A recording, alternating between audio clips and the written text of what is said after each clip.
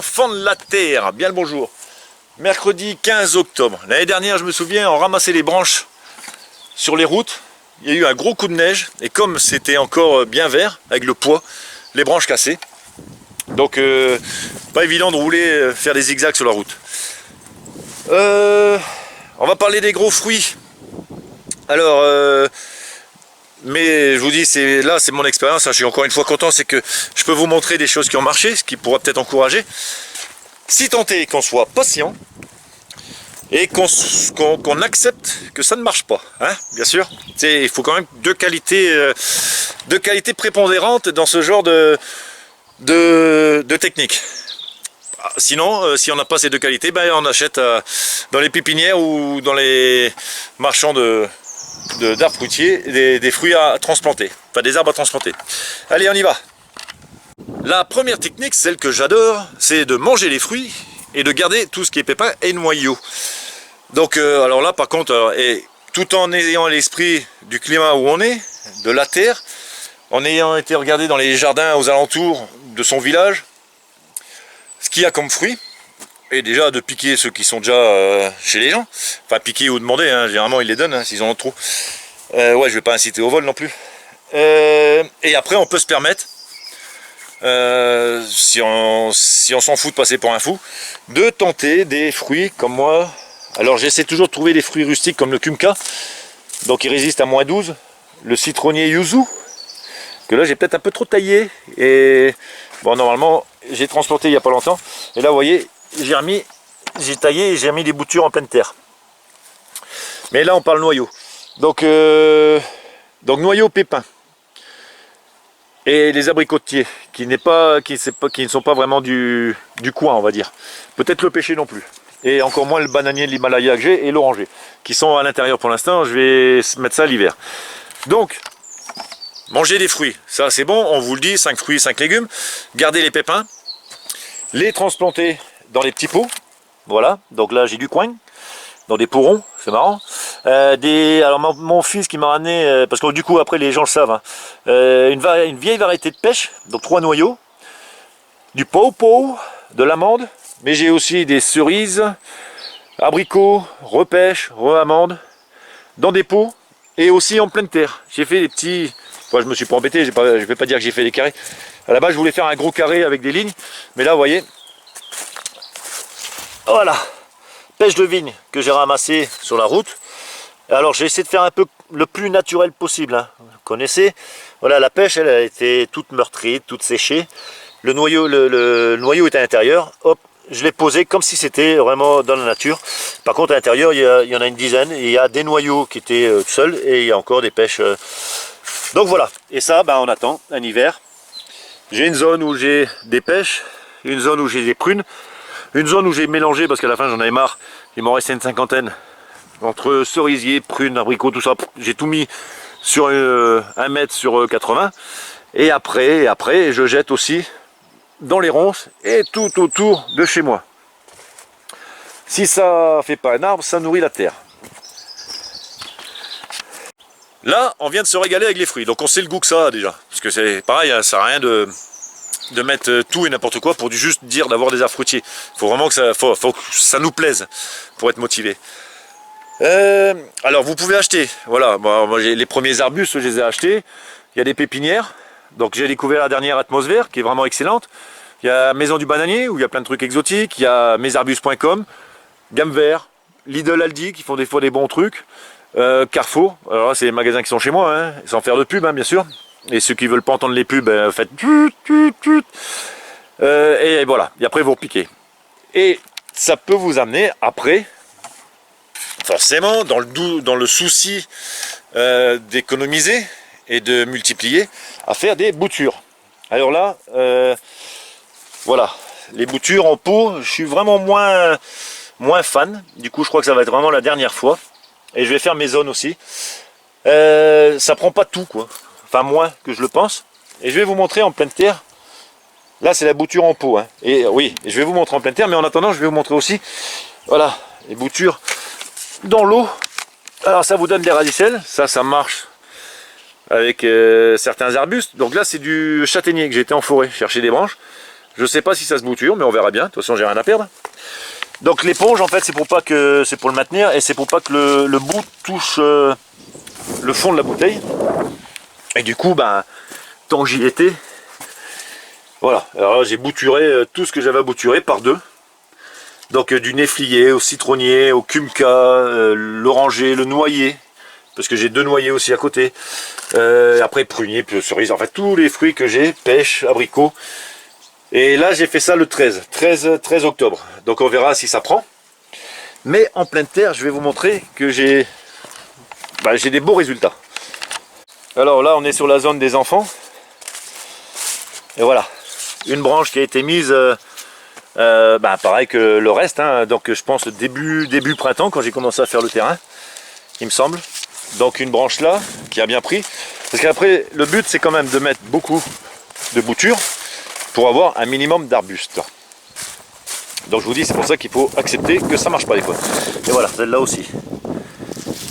Et elle est bien grande et elle fait des branches surtout sur les côtés. Et on va les voir dans le potager maintenant. Donc on voilà une ici dans le potager. Alors là où je suis plus fan que de les faire en pot, c'est qu'en pot, le problème c'est que voilà, c'est hors sol. Et quand on n'arrose pas, alors la reprise est difficile si c'est pas humide tout le temps. Tandis que dans le potager, si tant est que c'est paillé, voilà encore une qui a repris ici. Vous voyez. Et en plus, là où on peut dire que ça reprend, c'est quand ça fait des ramifications. Et ici, un figuier. Voilà. Alors lui par contre je vais peut-être le protéger, et encore que celui qui était dans l'autre partie, le tronc principal a mouru, et il y a deux branches qui se sont fait. Ça pareil, j'ai vu que si vous voulez plus des buissons que des arbres, vous taillez tous les ans, et après ça repousse sur les côtés. Après voilà. Je l'ai pas fait, si je le fais je vous le montrerai. Et où est-ce que j'en ai encore mis? Parce que j'en mets... Alors là le but c'est d'en mettre à chaque bout de parcelle pour avoir cette ombre tournante. Voilà, ici, voilà, ça devait être un pépin, vu qu'il est tout petit. Et voilà. Celui-là, il n'a pas l'air d'avoir pris, mais je vous dis, je les laisse. Hein. De toute façon, j'ai rien à perdre. Et au pire, je suis surpris, une bonne surprise quand ça prend. Voilà, ici, celui-là, pareil. Est-ce qu'il va prendre? Je sais pas. Mais bon, je vous ai dit, il faut de la patience et de l'acceptation. Donc les boutures, ça, pareil. Hein. Vous allez dans un jardin chez un copain, il a un fruit que vous adorez. Vous lui demandez et puis hop, vous prenez une branche. Je pense pas qu'il dira quelque chose. Donc, après avoir goûté les fruits, on sait que c'est bon. On récupère les noyaux, les pépins, on les plante, en pleine terre ou pas. Ici, vous voyez, voilà, je vous l'ai montré. Ici, c'est des prunes jaunes, en fait, des mirabelles. J'apprends les noms au fur et à mesure. Hein. Veuillez m'excuser pour ce manque de culture. Donc voilà, c'est une lignée, donc on verra. Après avoir mangé les fruits, avoir gardé ces précieux noyaux et pépins que l'on jette où on veut, ou en pot, ou en pleine terre, ou après dans les jachères. Et ça, bon voilà, je vois que mon voisin est là-bas. Je vais pas lui dire que je prends ses ronces pour un potager, un verger.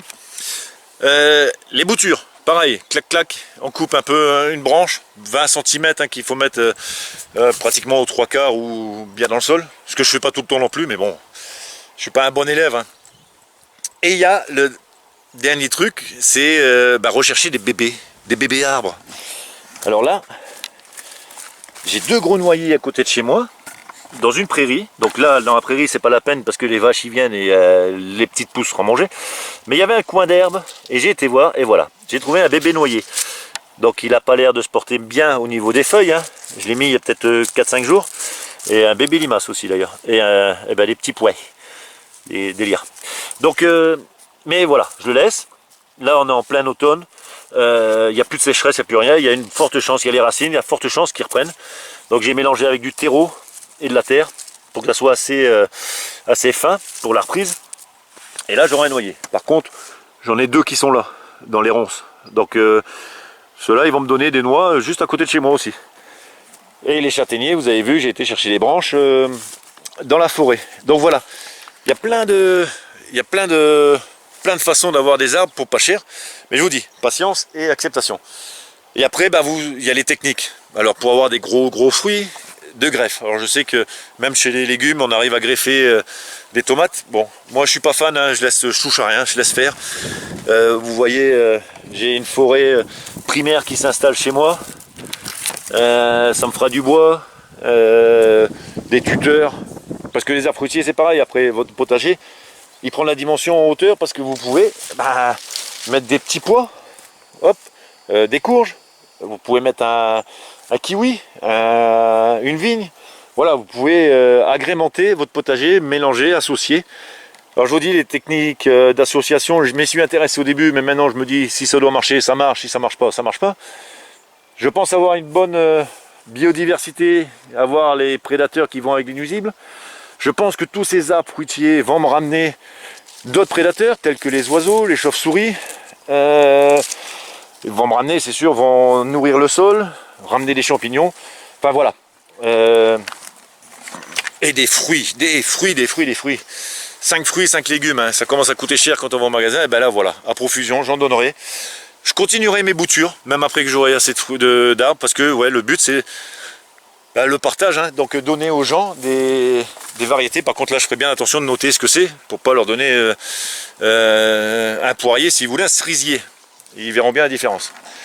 Donc voilà les amis, j'espère que ça va vous motiver à... attendez, je suis en train... Ah ben voilà, ici c'est ma zone de pêche. Vous voyez, je mets des mots maintenant, hein, des petits poteaux. Donc là j'ai mis quelques noyaux de pêche. Et puis ouais, et après je vais regarder suivant ce qui pousse cet hiver. Donc régalez-vous, faites-vous plaisir. Gardez tous vos noyaux, jetez-les, limite même en forêt, hein.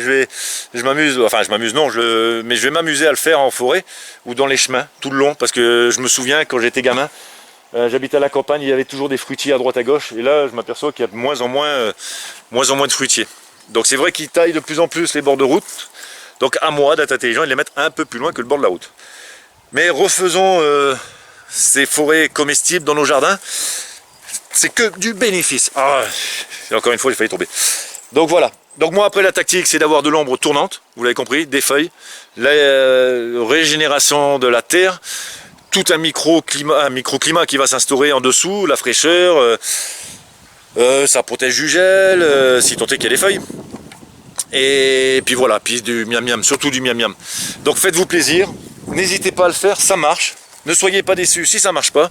Mais je vous dis sur, allez, en bas mot, sur 10 branches que vous taillez, s'il y en a une qui prend, un arbre fruitier peut vous donner beaucoup de fruits. Et vous recommencez après.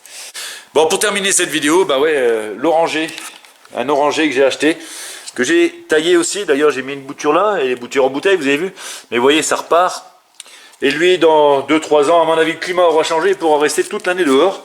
Et ce qui est intéressant, et qui a été découvert il n'y a pas longtemps apparemment, le bananier de l'Himalaya. Donc lui, vous vous souvenez de la vidéo que j'ai fait, et ben voilà, il fait déjà une feuille. Et lui par contre il ira dehors. À la fin de l'hiver, pour le printemps. Voilà ce que peut donner un potager avec un verger incorporé dedans. Ça peut être intéressant. Donc il y a déjà d'autres exemples avec un vrai potager verger. Je vous conseille d'aller voir la vidéo de Maud qui a fait une vidéo sur les arbres au potager, et vraiment, elle est tip top. En plus, elle m'a fait l'honneur de me mettre dedans. Mais allez voir, elle vous apprendra plein de choses et vous montrera des vidéos et des photos d'autres, justement, de cas concrets. Je vous embrasse bien fort, à bientôt, et surtout, ouais, amusez-vous, hein, et patience et acceptation, hein. Allez, bisous, bye.